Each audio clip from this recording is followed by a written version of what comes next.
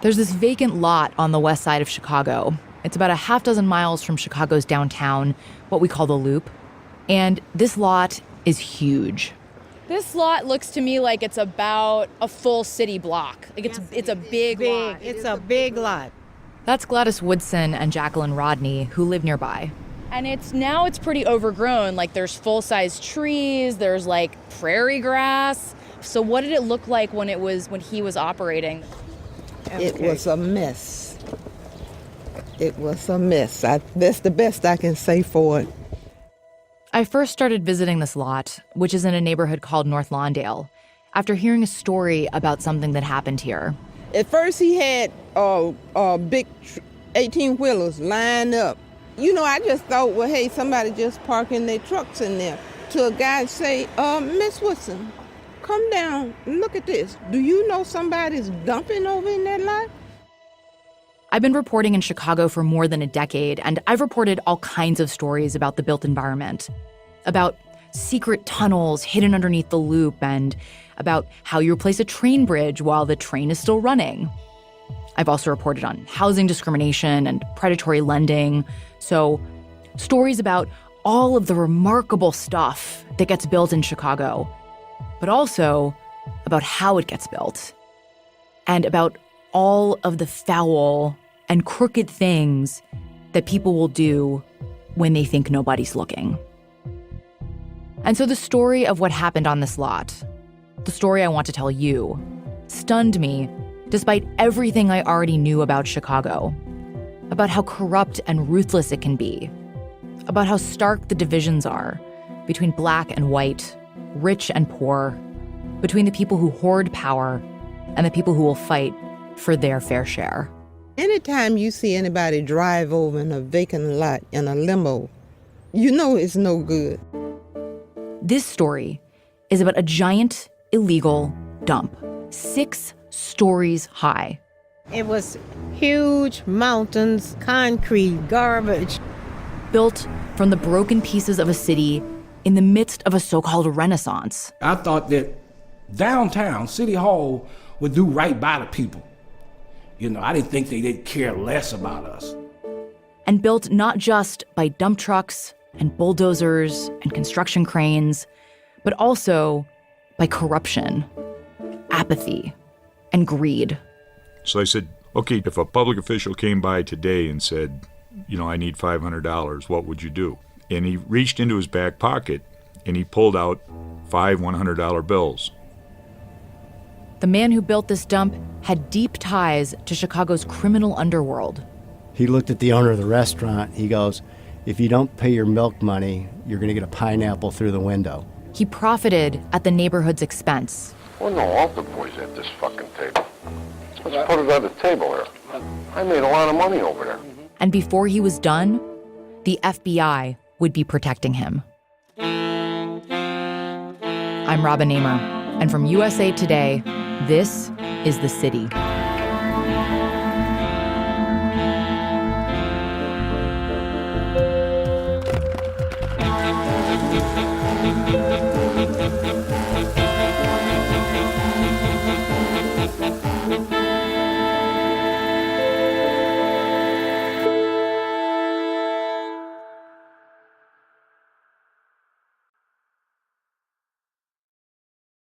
Let's start at the beginning.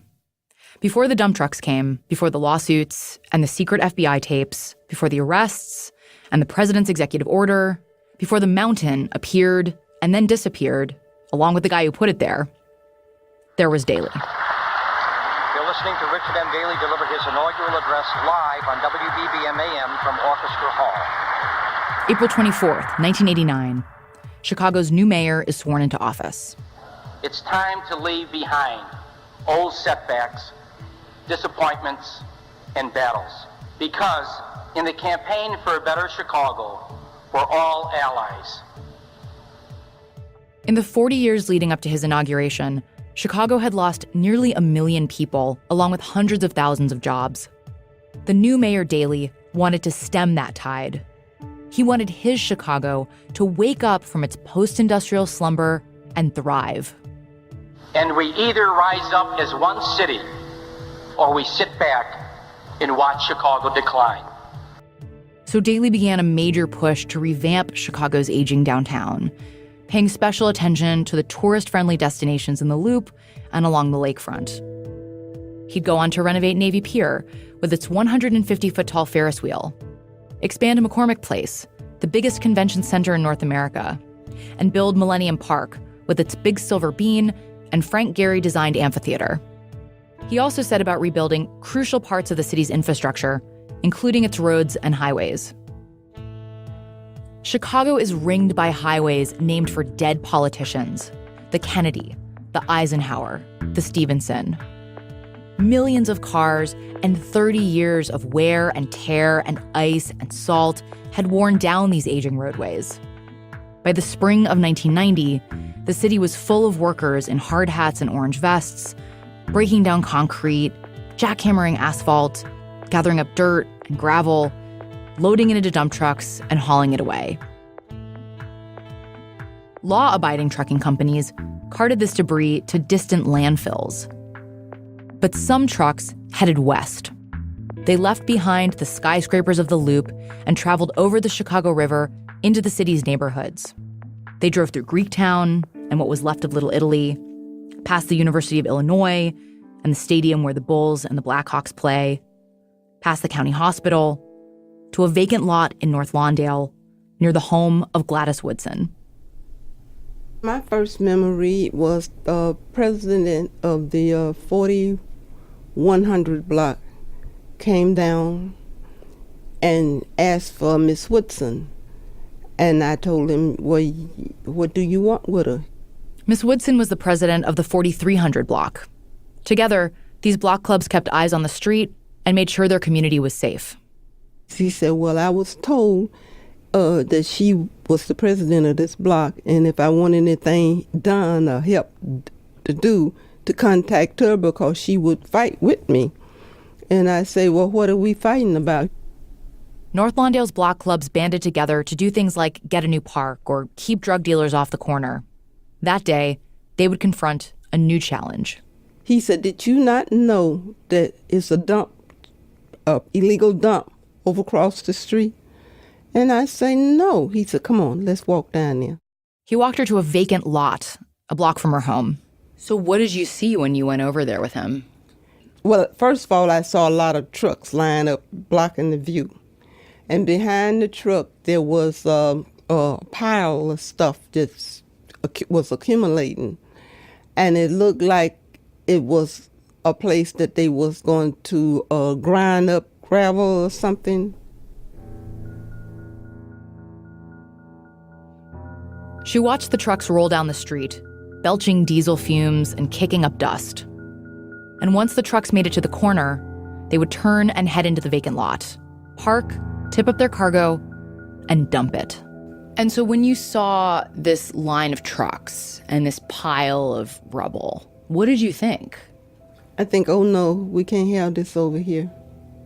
This is bad for our health, bad for our children, bad for our houses. You know, it's just going to take our neighborhood down. What Miss Woodson didn't know was that just 9 blocks away, there was an even bigger dump. Back in the spring of 1990, if you'd walked out Miss Woodson's front door, past the vacant lot where she saw the dumping, past the train tracks, past convenience stores and gas stations and storefront churches, you'd get to Roosevelt Road and another vacant lot. This one as big as 13 football fields, or half the size of the Pentagon.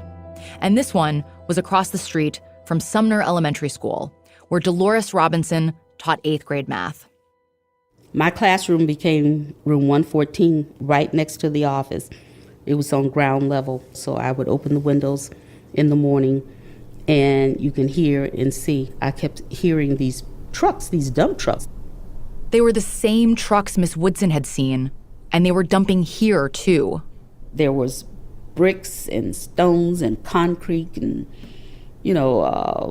iron and just all kinds of construction debris. The average dump truck can haul up to 24 tons of stuff, and each new truck that came into the lot would add to the pile. It started to grow. It started to get like a little bump and then a little hill, but I could see a mountain growing. Miss Robinson had been at Sumner Elementary for more than 20 years. She'd arrived in North Lawndale soon after it changed from a white neighborhood to an almost entirely black one. 100,000 people lived in North Lawndale then. Factory jobs were abundant, and people walked to work at Zenith and Sunbeam and Sears and Roebuck. Back then, there'd also been an enormous tobacco factory across the street from the school. That building covered blocks. It was a monstrosity of a property. But during Miss Robinson's first decade at Sumner, North Lawndale lost 80% of its manufacturing jobs and a third of its residents. Companies either closed up shop or moved out to the suburbs, and along with those departures, attention and resources from the city seemed to disappear. In segregated Chicago, North Lawndale felt abandoned by the business community and the city. In 1973, the tobacco company moved to the suburbs and left its building behind. It was just left there, and within a matter of few years, it became hollow, the breaking out the windows and taking of fence or iron and scrap, and slowly but surely it deteriorated to an eyesore. It was just, it was horrible. Neighborhood kids called it Ghost Town. So I'm a classroom teacher, and my kids now, I'm predominantly 8th grade, 7th and 8th grade. I said, guys, don't go over across the street to them. Oh, Miss Robinson, we go through there all the time. What? Yeah, we go over there all the time. It's fun going in and out the halls. I said, it's dangerous. You can be hurt. No, we're cool. We're okay. Miss Robinson once described herself to me as 5 feet tall in sandals, smaller than many of her 8th grade students. But still, she saw herself as their protector. I said, I'm going to be looking out this window. I better not see one of you, my students, come out of that building. If I see you going in and out that vacant building, you're going to be in trouble with me. I said, and it's because I love you. It's because I care. I don't want you hurt. But she later heard a story about someone who did get hurt. Miss Robinson remembers him as a boy, 12 or 13, who fell 3 stories from a fire escape. It was one of the ladders that you come down. He was on one of those it had rotten and rusted. It swung and it broke and he fell. And he was seriously injured. Miss Robinson thought of him when she looked out her classroom window that spring day and saw the trucks arrive. She and others had pushed for years to have that factory torn down. And when it finally was, in the mid-'80s, it was a victory. A threat to her students, neutralized. But now a new threat, a new form of blight, was coming to take its place. I started to worry about what is over there and how is it affecting the environment of these kids over here. I said, this is so dangerous for our babies. How could someone set up an illegal dump across the street from a school and houses and a church? I want you to picture a dump truck pulling up outside your door and dropping 24 tons of busted concrete and rusted rebar and bricks and dirt and sand, and then driving away. Then another truck comes, and then another. Imagine this pile growing taller than a child, then taller than you. What would you do to stop it? Where would you go for help?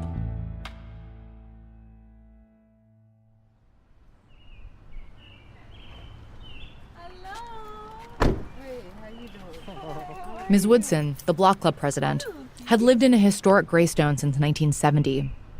She'd bought the house after moving to Chicago from her tiny rural hometown of Vance, Mississippi. And in some ways, Chicago couldn't be more different from Vance, which didn't even have electric lights. But for Miss Woodson, her block in North Lawndale was also like a small town. She knew all the neighborhood kids. And I knew they mama. And, we just sort of grew together. Miss Woodson and her husband, L.C., had raised their kids and grandkids there. And as president of her block, it was on her to protect it. You just don't let nobody come in and just take away your livelihood.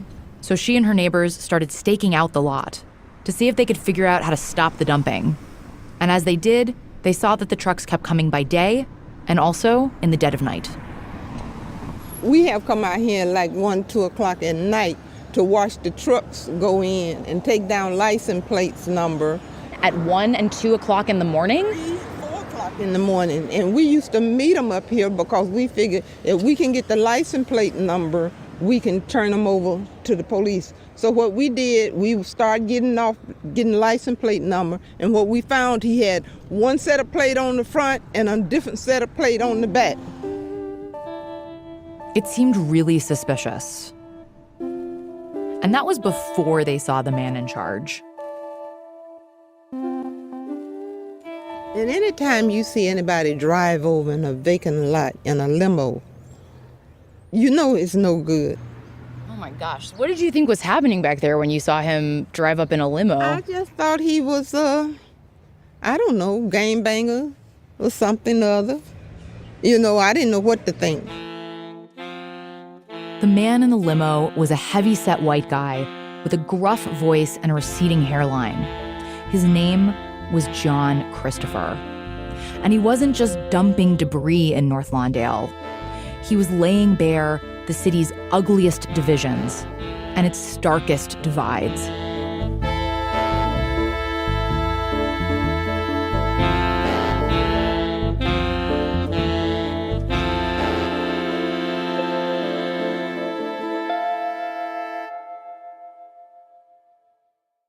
Thanks to SimpliSafe for sponsoring this episode of The City. Here's why I'm a big fan of SimpliSafe Home Security. SimpliSafe is ready for anything that gets thrown at it. If a storm takes out your power, SimpliSafe is ready. An intruder cuts your phone line, SimpliSafe is ready. Say they destroy your keypad or siren, SimpliSafe will still get you the help you need. Sure, maybe it's overkill. Maybe you don't need to be ready for every worst-case scenario. But that's what makes SimpliSafe's home security system so great. It is always ready. That's why I'm so grateful to have a SimpliSafe system in my home and why I recommend SimpliSafe to everyone I know. Another bonus? SimpliSafe could cost an arm and a leg, but it doesn't. Instead, they only charge you what's fair. 24/7 professional security monitoring is just $14.99 a month. And there are no contracts and no hidden fees. Go to simplysafe.com/thecity today. That's simplysafe.com/thecity to protect your home and family today. simplysafe.com/thecity. Like pretty much everyone, I have a very busy schedule. I love the organized chaos, but I don't love how hard it is to make healthy choices that are quick and easy. I am so thankful I found Daily Harvest. It really has been a lifesaver on my busiest days. Daily Harvest delivers perfectly portioned cups of frozen organic fruits and vegetables directly to your door. All you have to do is add water or your favorite milk to your cup, then just blend or heat. Seriously, it's that easy. So, for example, this morning, I grabbed a Daily Harvest cup out of my freezer because it said on the side, strawberry, banana, peach, raspberry, oats, flaxseed, and goji berry, and that sounded delicious.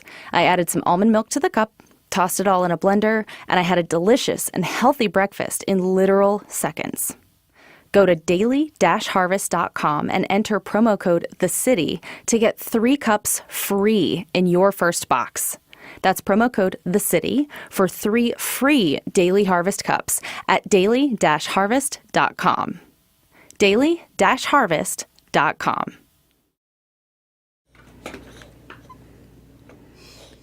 Okay, this is a letter that the Southwest United Block Club Council wrote to, we wrote a lot of people's.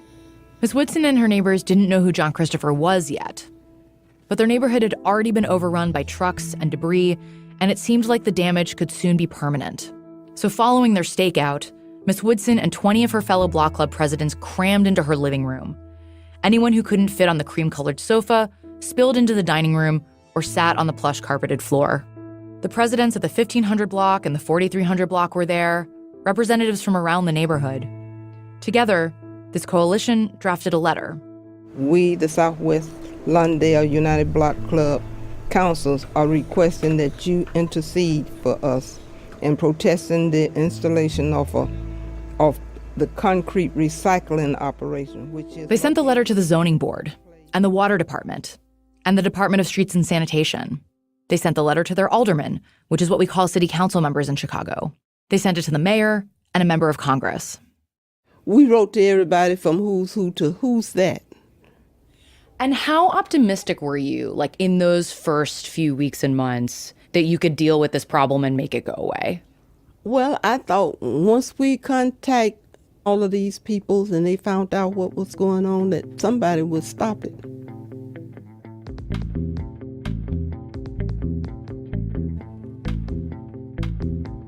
Miss Woodson was right, at least at first. In June 1990, about a month after receiving her letters, the city finally sent an inspector to check out the lots. And when he got there, the inspector saw piles of debris he'd later describe as taller than you and I, more than 6 feet tall already. So the inspector called his boss and said, "We've got a problem." People who were working as inspectors in the city called me up and said, "We've got this huge amount of material building up in this particular site." This is the inspector's boss, a city lawyer named Henry Henderson, who specialized in environmental issues. It was a huge mountain, and it was across the street from a school. So we got in our cars and went out to visit it, and this is a gigantic issue. Henry Henderson had learned that John Christopher, the guy Ms. Woodson saw in the limo, was actually running the dumps. So Henderson called Christopher into his office for a meeting. Was that the first time that you had met with him? Yes. What did he look like? How did he speak? What impression did he leave on you? He's a very, very large person. He had one of these incredibly colorful sweaters on, you know? What, like a Bill Cosby dad sweater? It kind of like that, yeah. And I was struck by the fact that it looked like he had his nails done. Going into this meeting, Henderson thought he could demand that John Christopher stop, and that he would. But John Christopher had permits that he'd gotten from the city to operate a rock crusher, a giant machine that pulverizes concrete into gravel, which can then be sold back to construction companies to use in their building projects. That was his story about what he was doing. And he was particularly aiming at, this is construction debris that can be recycled, and I want to crush it. And the material has value. So I'm a recycler and I'm a beautifier. That was his claim as to what his activities were about.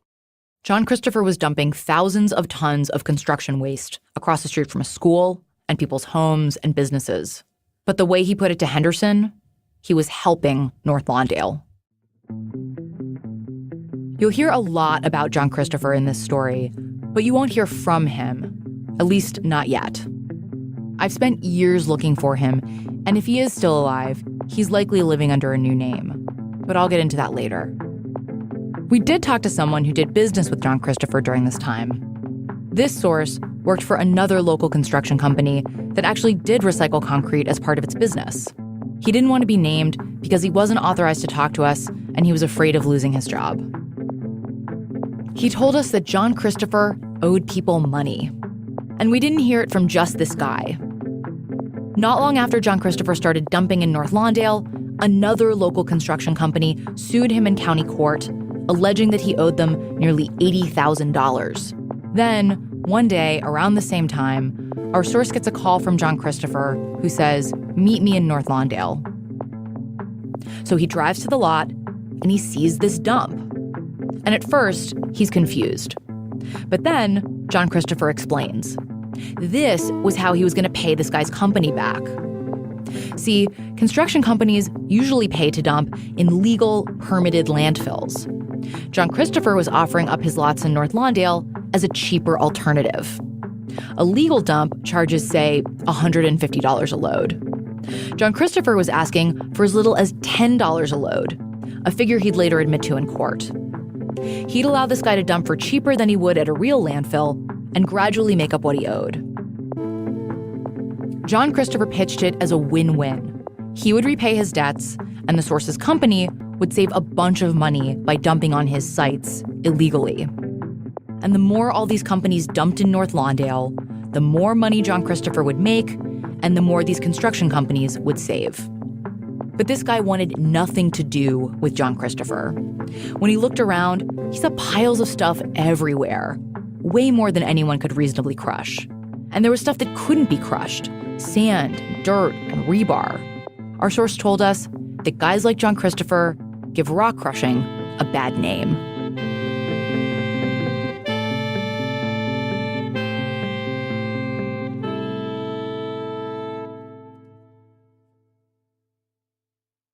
As the spring of 1990 turned into summer, despite complaints from neighbors and the letter-writing campaign and the visits from inspectors and the meeting with city lawyers, it became clear that John Christopher was not going to stop dumping in North Lawndale. The noise and the dust had gotten worse. Some of Miss Woodson's elderly neighbors relied on oxygen tanks, and the dust was making it harder for them to breathe. So a group of us, we walked over there to talk to John Christopher, and we asked him, could he stop grinding or whatever he was doing over there. He told us he could do whatever he pleased. And we told him, well, okay, we'll go to court. And he said, if you do go to court, when I leave, I'm going to leave everything just like it is now. He was very arrogant. When a city gets rebuilt, it puts its new skyscrapers and parks and monuments front and center. It doesn't always want you to see how those things got built or who got hurt in the process.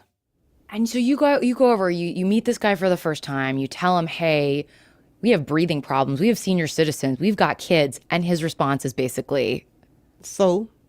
That was his response, so? So how did you feel after that confrontation? Let's get him. Let's go to court. That's next time on The City.